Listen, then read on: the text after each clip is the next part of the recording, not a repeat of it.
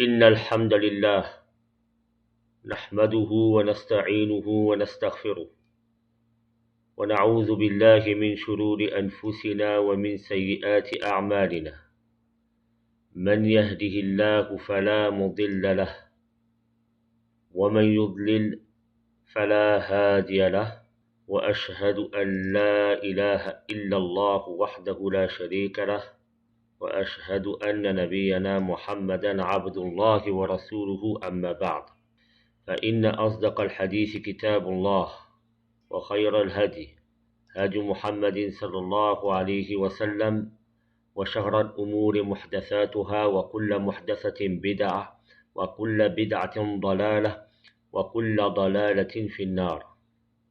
Nous avions évoqué durant le cours d'hier une introduction sur l'étude de la Sira en citant 10 points importants qu'il convient de citer lorsque l'on aborde une nouvelle science.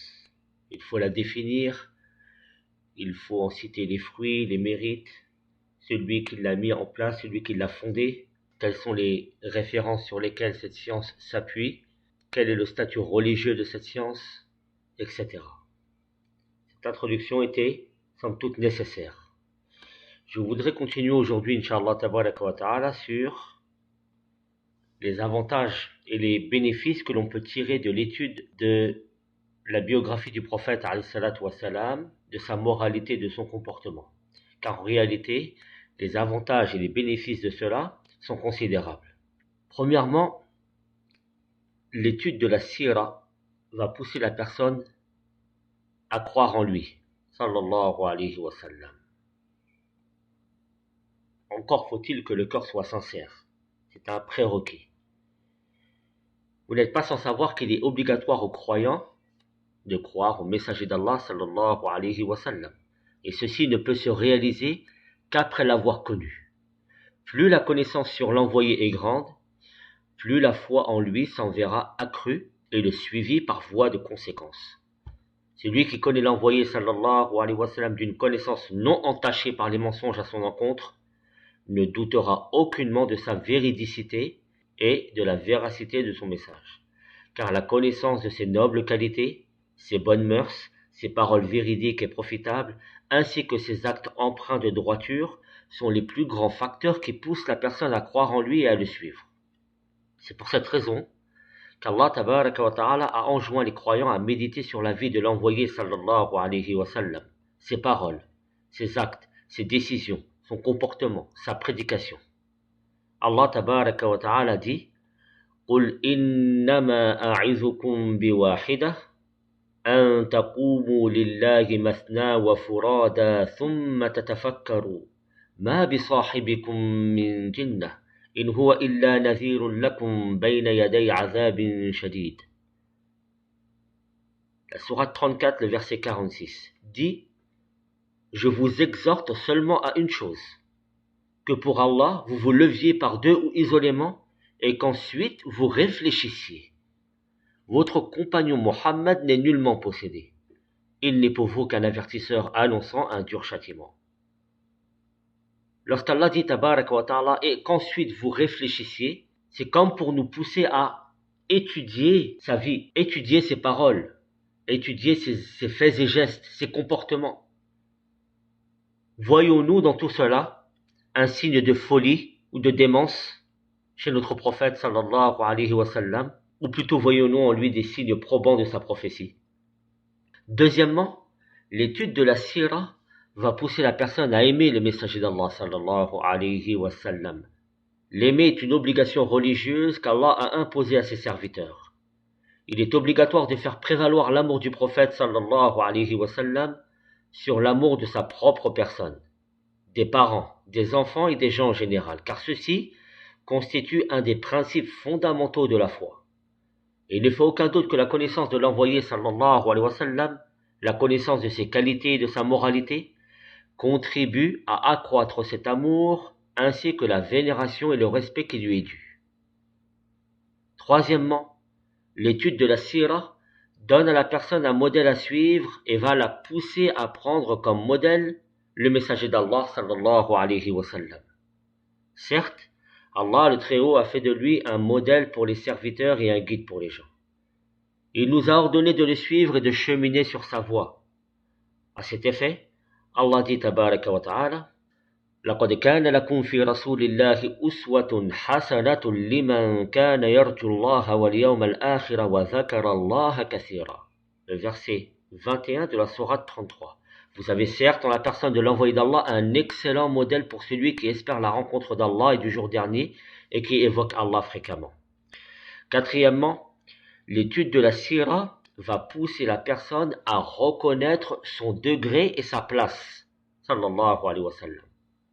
Allah l'a placé au-dessus des croyants, au-dessus de leur propre personne, comme ceci a été rapporté dans l'authentique de l'imam al-Bukhari, d'après la version de Abi Hurayrata, radiallahu tabaraka wa ta'ala anhu, où le messager d'Allah sallallahu alayhi wa sallam a dit: Ma min mu'minin illa wa ana awla bihi fi dunya wal akhirah. Iqra'u in shittum an-nabiyyu awla bil mu'minina min anfusihim. Le prophète a dit, alayhi salatu wassalam: il n'y a pas un seul croyant sans que je n'ai plus de droit sur lui que sa propre personne dans cette vie d'ici-bas et celle de l'au-delà.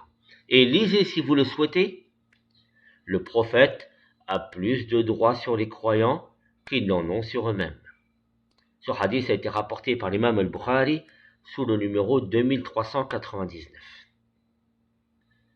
Il a plus de droits sur eux que leur propre personne, car il leur a prodigué le bien, la compassion et la douceur, et il fut la plus miséricordieuse des créatures. Il fut celui qui leur prodigua le plus de bienfaits, car ils n'ont pu atteindre le poids d'un atome de bien ou repousser le poids d'un atome de mal, si ce n'est à travers sa guidée et sa voie. C'est pour cette raison qu'il est obligatoire qu'ils reconnaissent sa place immense et sa position probante auprès d'Allah tabaraka wa ta'ala, et qu'ils connaissent ses qualités et son comportement, afin qu'ils accroissent leur amour envers lui, qu'ils suivent sa voie et qu'ils respectent son droit. Cinquièmement, l'étude de la sira va pousser la personne à s'imprégner de sa moralité, sallallahu alayhi wa sallam.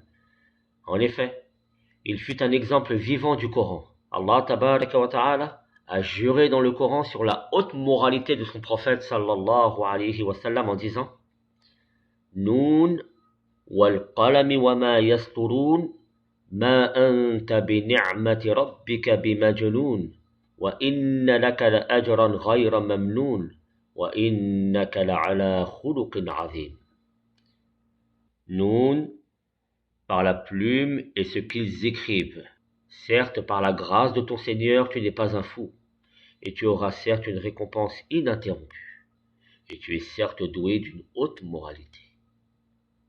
La sourate 68, les versets 1 à 4. C'est un grand honneur fait au serviteur d'Allah et son élu. Allah le cite en rappelant ses nobles qualités et sa haute moralité. Et lorsque Aïcha radiallahu tabaraka wa ta'ala anha fut questionnée sur sa moralité, sallallahu alayhi wa sallam, elle répondit: Kana khuluquhu al-Qur'an.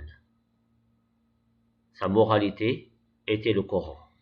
C'est un hadith qui a été rapporté par Ahmed et Abu Daoud, et elle a été authentifiée par Sheikhun al-Albani dans le Sahih d'Abi Daoud sous le numéro 1213. Il faut savoir que l'ensemble des faits et gestes du prophète sallallahu alayhi wa sallam, sa prédication, ses actes, ce qu'il a ordonné, ce qu'il a recommandé, ce à quoi il s'est opposé, ce qu'il a délaissé, tout ceci est en corrélation et en adéquation avec le Coran. Tout ceci est en corrélation et en adéquation avec le Coran.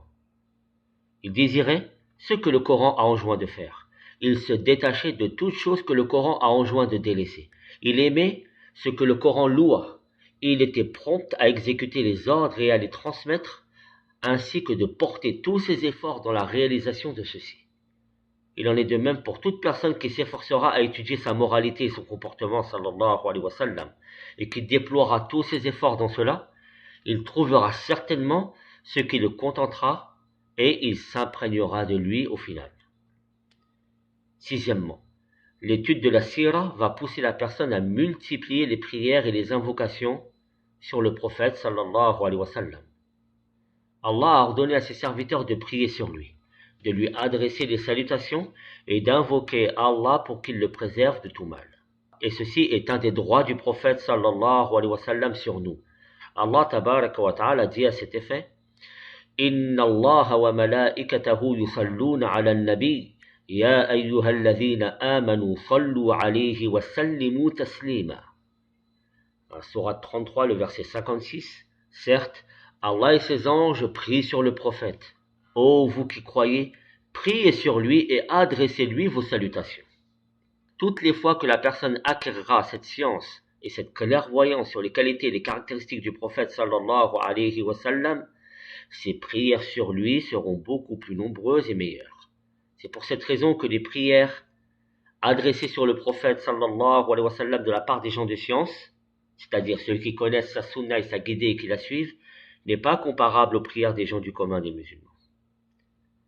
Septièmement, l'étude de la sira va pousser la personne à s'éduquer par le prophète sallallahu alayhi wa sallam. Son comportement, sa moralité, ses mœurs, ainsi que sa vie constituent une voie à suivre pour la vie de chacun des musulmans qui espère le bien pour sa personne, qui espère une élévation spirituelle, car sa vie est un exemple pour celui qui désire éduquer ses enfants sur ses principes et un modèle sur lequel les générations postérieures grandiront et s'éduqueront. Si l'enfant, dès son plus jeune âge, s'écarte des enseignements prophétiques, il sera alors dans une perdition évidente, comme c'est le cas de beaucoup de jeunes actuellement qui ont fait l'impasse sur l'étude de la vie du prophète alayhi salatu wassalam et se sont dirigés vers les biographies des gens qui n'ont que peu d'importance aux yeux d'Allah tabaraka wa ta'ala. Certains parmi nos jeunes connaissent la vie des footballeurs sur le bout des doigts, connaissent la vie des stars de télé ou des stars d'Hollywood ou des stars de cinéma sur le bout des doigts. Mais ils ne connaissent rien de la vie du prophète alayhi salatu wassalam. Force est de constater la décadence dans le comportement et les mœurs, ainsi que la défaillance dans les principes de base de l'islam chez beaucoup de musulmans. Et cela doit pousser chacun d'entre nous à étudier la vie du prophète alayhi salatu wassalam, car nous en avons grandement besoin. Par cela, Allah nous aidera à nous réformer, à se guider par la voie qu'il nous a tracée, ceci par la grâce d'Allah Jalla wa Ala. Allah a lié le bonheur dans les deux demeures par le suivi de l'envoyé sallallahu alayhi wa sallam, comme il a fait du malheur dans les deux demeures une conséquence de l'éloignement et l'opposition à son suivi sallallahu alayhi wa sallam. Huitièmement, son excellent caractère sallallahu alayhi wa sallam. Celui qui étudie la vie du prophète sallallahu alayhi wa sallam trouvera dans de nombreux récits que beaucoup se sont convertis et que la cause de leur conversion fut la bonne moralité, le bon comportement et les bonnes mœurs qui étaient ceux de l'envoyé sallallahu alayhi wa sallam. Ceci est appuyé et corroboré par la parole d'Allah lorsqu'il dit فَبِمَا رَحْمَةٍ مِّنَ اللَّهِ لِنْتَ لَهُمْ وَلَوْ كُنْتَ فَظًّا غَلِيظَ الْقَلْبِ لَانفَضُّوا مِنْ حَوْلِكَ فَاعْفُ عَنْهُمْ وَاسْتَغْفِرْ لَهُمْ وَشَاوِرْهُمْ فِي الْأَمْرِ فَإِذَا عَزَمْتَ فَتَوَكَّلْ عَلَى اللَّهِ إِنَّ اللَّهَ يُحِبُّ الْمُتَوَكِّلِينَ. C'est par quelque miséricorde de la part d'Allah que tu as été si doux envers eux. Mais si tu étais rude au cœur dur, ils se seraient enfuis de ton entourage. Pardonne-leur donc, et implore pour eux le pardon d'Allah, et consulte-les à propos de tes affaires. Puis, dès que tu t'es décidé, place donc ta confiance en Allah. Allah aime en vérité ceux qui lui font confiance. La sourate numéro 3, le verset 159. En conclusion, je voudrais vous citer une parole de l'imam Ibn al-Qayyim, rahimahullah tabaraka wa ta'ala, dans son fameux ouvrage Zadul Ma'ad fi Hadyi Khayril Ibad. Lorsqu'il dit: pour tout cela, tu comprendras la nécessité des serviteurs au-dessus de toute autre nécessité de connaître le messager et ce avec quoi il est venu, de le croire dans ce dont il nous a informés, de lui obéir dans ce qu'il nous a ordonné. Il n'y a pas de moyen de connaître le bonheur et la réussite ni dans cette vie d'ici-bas, ni celle de l'au-delà, si ce n'est à travers les messagers. Il n'y a pas de moyen de connaître le bien du mal de manière détaillée qu'à travers eux. On ne pourrait aucunement atteindre l'agrément d'Allah qu'à travers leurs enseignements.